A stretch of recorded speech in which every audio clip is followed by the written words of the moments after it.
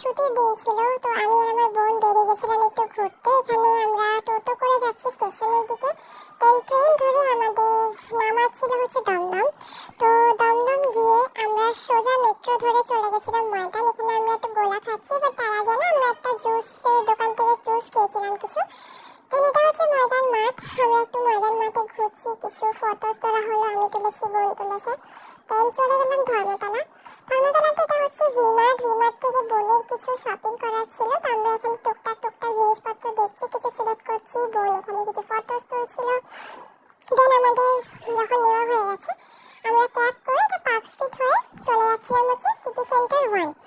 এখানে গুনগুন hi hello করছে এনিওয়েজ।